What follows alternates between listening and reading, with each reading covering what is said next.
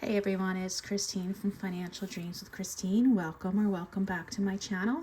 For those of you who are new here, I am Christine. I am 51 years old. I am a school teacher who is retiring this school year. My husband is recently retired himself. He's also a school teacher. And I have two children, or I guess young adults, who are in college. And they're going to be studying abroad in the spring semester. So today what I'm going to do is break down the budgets or what we've had to spend for study abroad so far, knowing that there probably will be expenses that will be added onto this list. And I'm going to explain the difference between the school my son goes to and the school my daughter goes to, and why that matters when study abroad comes up.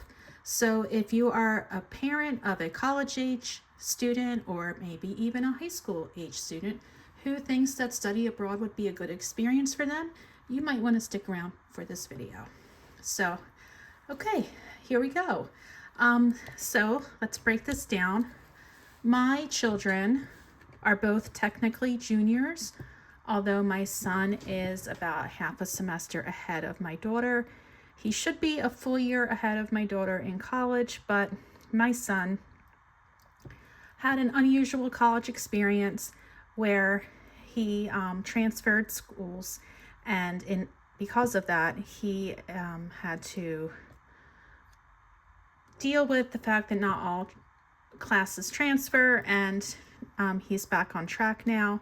And see, he will probably most likely graduate half a semester before my daughter, and if that doesn't work out, he will graduate the same time as my daughter. Luckily, their graduations will not be on the same weekend. I've already checked. Okay, so my son goes to a school in New England that is most likely referred to as a public Ivy. So what that means is that it's a prestigious institution that's known for its good academics, but it is a public school. My daughter goes to a private school in New England, and she is, I guess, at a school you would call highly selective, and it is a meets needs school. So basically, when you fill out paperwork like FAFSA, and her school also does the CSS profile, basically, if you are found to be in need of financial aid, they are going to provide you with what you need. My son's school does not meet need. So when you fill out FAFSA, you might be, figured out to have this number. This number tells the institution something. And yeah, well, if you can't afford it, then they might give you like a small scholarship or something like that, but they're not going to give you everything that you need to attend that school. So my son's school, again, public, my daughter, private. We spend less on my daughter's tuition than on my son's tuition. By far less. My daughter's school, if you looked at the sticker price, you would faint. It's probably about $95,000 now. Yeah, it is. It's ridiculous. And we don't pay that much. I pay about $12,000 a semester. She has grants, she has financial aid, she has scholarships, and I mean, she is one of those kids who's just self-motivated, and she always wants to be the best, and she was the top of her class in high school, and she's doing the same thing in college. The cool thing about my daughter's school is next year they've already announced that if you make under $150,000, your tuition is free. So next year, my daughter has free college tuition. So pretty cool.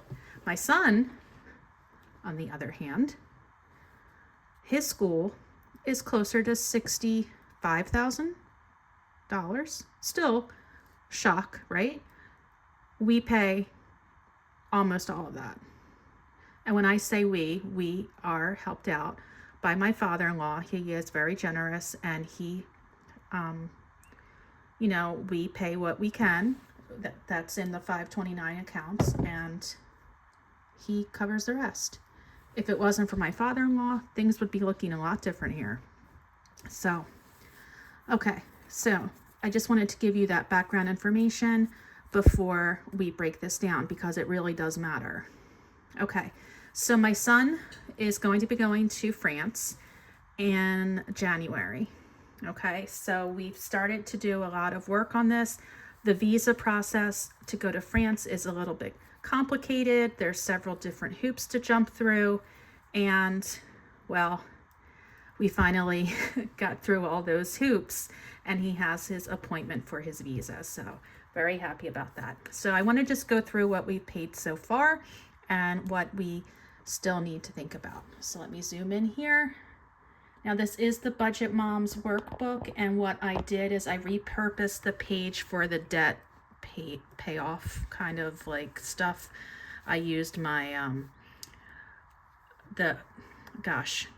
words are gone. The whiteout tape to cover up what I didn't need, and I tried to make it look cute, but I really don't like how you can still see that tape there, but it is what it is. I wanted to keep it in the book. I drew a French flag and an Irish flag over there, so it's a little festive. But anyway, okay, so my son's program that he is going to be going to, once he was accepted, he had to submit a deposit for the program, and that was $450. Okay. When you are on study abroad, you need to have health insurance, because the country that you're going to visit doesn't want to have to, pay for anything that happens to you while you're there, and they shouldn't. So we have to have this international health insurance plan, and the program that he's going to be participating in had that in their portal. So I just went ahead and bought it, knowing that we have to show at my son's visa appointment that he has insurance coverage. So that was $551, and that covers the whole semester. So yeah, we have our own health insurance that he's covered under in the States. This is an international plan.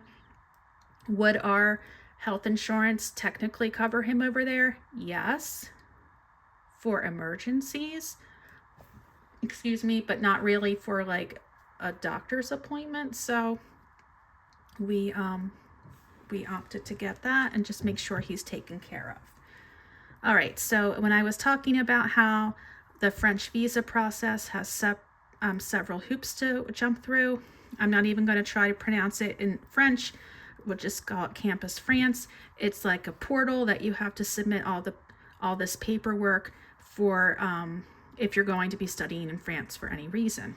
And once you submit the paperwork, it could take 3 weeks to come back. Well, we felt like we were totally behind, so we opted to expedite the process, which comes at a fee. Of course it does. So it costs us $460 to expedite the process, which, let me tell you, it came back quick, like within an hour. And it usually takes up to 3 days for the expedited process, or 3 weeks for the normal process. We chose the expedited process again, and it came back within an hour. I'm like, okay, well, that's good. If we have it, we're ready to roll. Once he had this special code that comes from the Campus France acceptance, you use that code when you apply for the visa, and there's more paperwork to fill out. You have to prove that you are economically, my words are not working. I want to say economically proficient, but that is not what the word I want is. Like independent, like that you have enough money while you're going to be in France. So you have to show that you have like 3 months of bank statements, that you are going to be able to afford what you need, and so on and so forth. There's lots of different paperwork that you have to process. You have to upload your passport, new passport photos that will be repurposed into your visa. You have to show the different program acceptances and a promise of housing, and that health insurance you have to put also in the visa portal. So all the paperwork is uploaded, and there is a variety of fees at the end screen where if you wanted help filling out the visa paperwork, you could pay extra money and they would help you with that.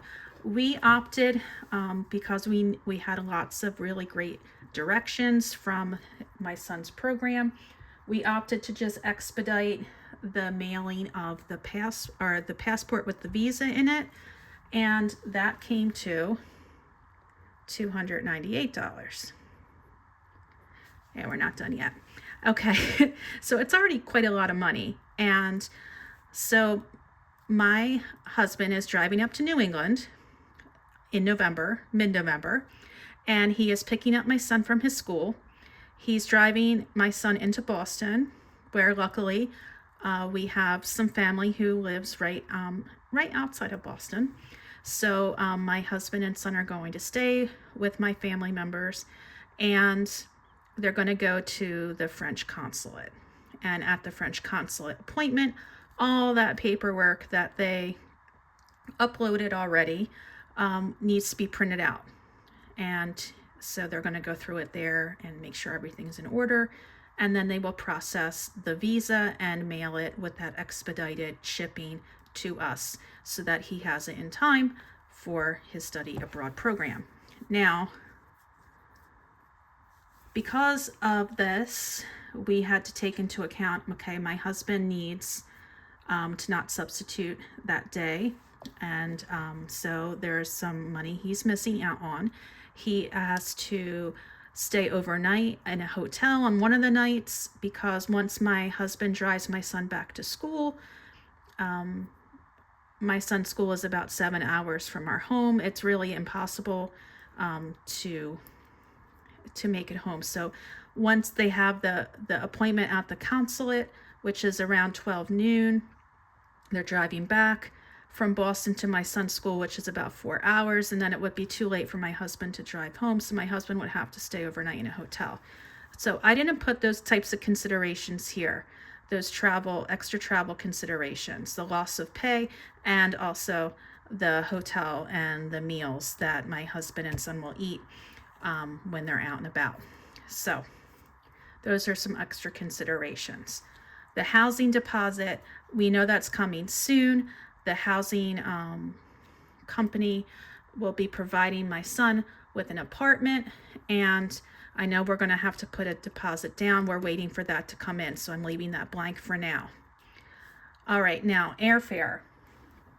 I will say that we are combining these trips with family vacation over the Christmas break. So right after Christmas, or a few days after Christmas, my whole family is flying into Dublin. We're spending a few days there, and then my husband and son will break off from Ireland, and they're going to hop over to Paris, where they will train it to my son's school. So the airfare for my son to get to Ireland, where he will then go to Paris, his airfare was $307.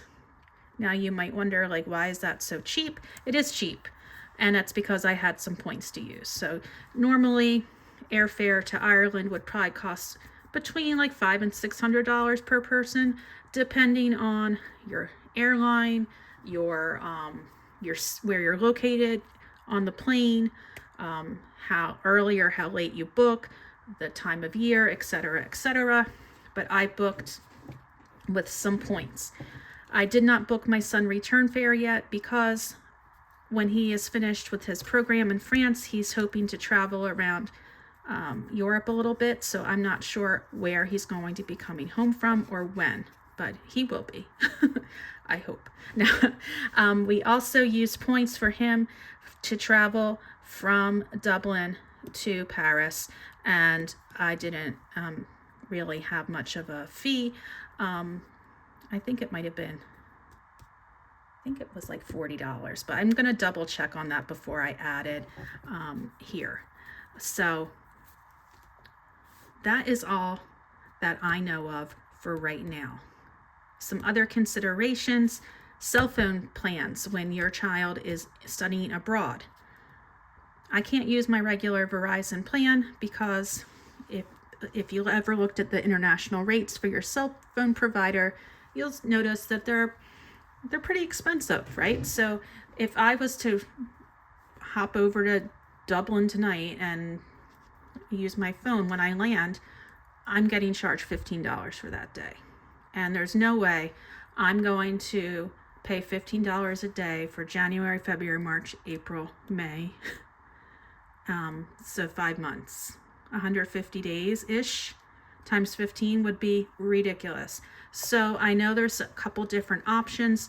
Some people take out their SIM phone or SIM cards when they land at the airport, and they might buy a local SIM card and then pay for a local plan. Or there's eSIMs where you don't actually have to replace your SIM card, that it's like an app on your phone that you can use. I also know WhatsApp is an option as well. So I'm looking into different ideas and seeing and playing around with which is, cheaper or whatnot, or easier to use. Okay, so we're still waiting to find out a few things before I can have a total. Plus, we need to get a budgeting account from my son's college to find out exactly how much we're going to pay. We don't have that information yet. When I say how much we're going to pay, usually what happens is you pay your home institution, your college, an amount, and then they pay the program, or they pay the housing directly. So we'll see what happens. I'm waiting for that to come. So stay tuned. There was one more thing I wanted to bring up, some other ideas that you might want to keep in the back of your mind when you have a student who's going to be interested in study abroad. My son is on a lease for off-campus housing, and this lease that he signed does not allow you to sublet your apartment. So basically, the company that runs this apartment will let you out of your lease for $500, and they will try to find a replacement for you. Now, if they cannot find a replacement, we are on the hook for paying his rent for the rest of the time. So this is just something to keep in your mind. If you have a child, look at their lease and see what the consequences of trying to get out of that lease are. Because, study abroad, some people do it for the whole year, but usually it's the spring semester of your junior year. It's just typically the way things work. So you might want to know that going into your junior year ahead of time, before you've wind up having to pay rent for an empty room. And so what we have tonight, my son got a DocuSign where he had to sign and explain why he wanted to be let out of his lease. I had to sign it as well as guarantor. And so we will see what happens. You got to cross all your fingers and toes and everything and say some prayers because oh my goodness. Okay. We're just not going to think. We're not going to think negative thoughts. Okay. So my son's study abroad experience is going to be pretty expensive. Now, one thing that a lot of schools tell you is that if you have financial aid at your school, that financial aid goes with you for your program. So my son does get a little bit of financial aid, so that should help things when I get that budgeting sheet from his school. Okay, but there's a lot of money out of pocket in the beginning. Okay, now again, public school. Now let's go to my daughter, who is going to be studying abroad in Ireland. Okay, so as far as we have been told, there's no program deposit. At this time, I'm still waiting for more information. Health insurance, we do know that it is mandatory. So we have been told that my daughter's school will purchase a policy for her. Okay. There is no complicated process for getting a visa, because a visa is not needed when you study abroad in Ireland. What happens is that when you land in Ireland, you have to gather some information and some things from the college that you will be attending. And then within a quick turnaround, you are going to make an appointment in Dublin. So my daughter will have to go to her school and then train it back to Dublin to go for an appointment. And she'll have to meet with someone and go over some paperwork. And it isn't going to be anything as tricky as this visa process. Now, I do know that I will need to give my daughter a lot of the same information. For example, the banking account information, so that they know my daughter won't be a drain on the country's finances or healthcare system, and so on and so forth. But we are waiting to get a little more information before I write anything like that down. Now, today we did pay a housing deposit for my daughter, which was 300 euros. And I had this figured out, I think it was in American money, about 320. No, I think I'm reversing the numbers. I'm just going to put 300 euros, and then when I double check, I will put it in American, the US dollar. It's basically like let's just say 350, 340. Okay. My daughter, for her airfare as well, was about $307. And I did have to purchase my daughter's airfare home, which was $283.93. But guess what? My daughter's school, again, this private institution that meets all of our need, because my daughter receives financial aid, they are giving her a stipend to pay for her airfare. So we're going to get this money back. My daughter will get her housing deposit back, or I'll get it back, really. And basically, we are going to pay our regular tuition to her school, and she will get to have this incredible experience for a fraction of the cost, because her financial aid carries over. So when we get our bill for next semester, that's $12,000 or whatever it may be, ta-da, that's that. We're not going to have any additional fees, because that's just the way her school works. So when you are picking out a school, when your child's looking at schools, and if they're really interested in traveling abroad and they want to have that experience, it might be worthwhile to look at schools that are meets need. So I'm going to write that down in case you don't know. Meets full need. And if you are like close to that or in that college process, you'll know what that means. Meets full demonstrated need. Again, my son's school does not meet the need. It does not meet your full need. They'll give you a little, but it's not going to be anything close to what a school like this gives you. So I'm sure that if you go to a school, a public school, and you have outstanding grades and they really want you to attend, they'll give you a good bit of money. My son is an above average student. He's never going to be the kid who sets the world on fire as far as academics go. Super smart, but over the years his effort has gotten better. But my daughter is just like a typical like overachiever, type A, bam, bam, bam, like just they're different kids, and they go to different schools, and it's just who they are. And it's just a crazy experience to have them both going through this at the same time. And mama is going a little bit crazy because I'm having like both kids text me with all this important stuff that need to get done. And I'm like, oh my God, this is so stressful, especially that visa process. But yeah, so I'm going to keep this now going forward, and I'm going to write everything down so that when everything is said and done, we can come back and compare and see what the final cost is. And let me just explain to you, well, how am I paying for this?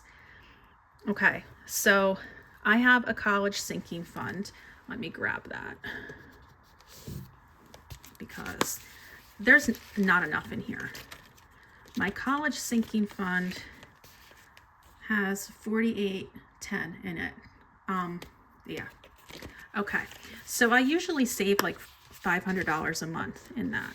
And that's for like regular tuition type stuff. That's not even close to like what I'm going to need here. So what I did, I depleted my daughter's 529 last year,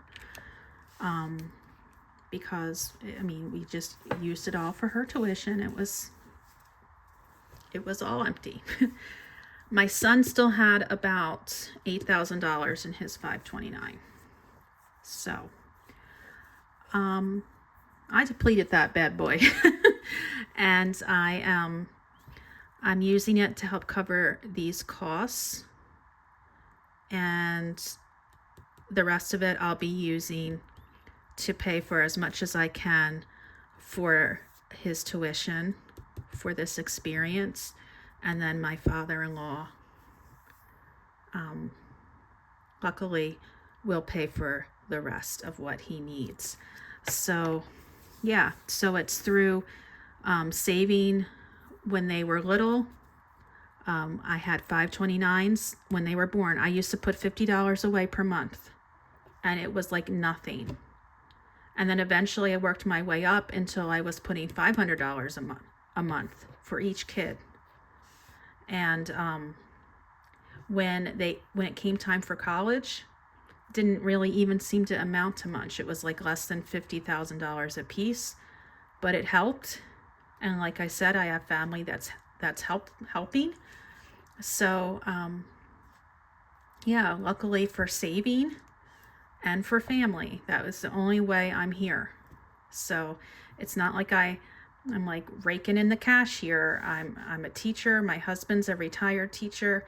We live comfortably, but we are not by any, figment of the imagination able to like afford this on our own. So if this is something that you are thinking of, and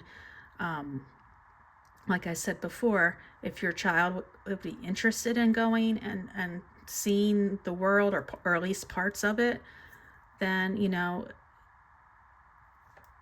might want to save up as much as you can, because it is expensive.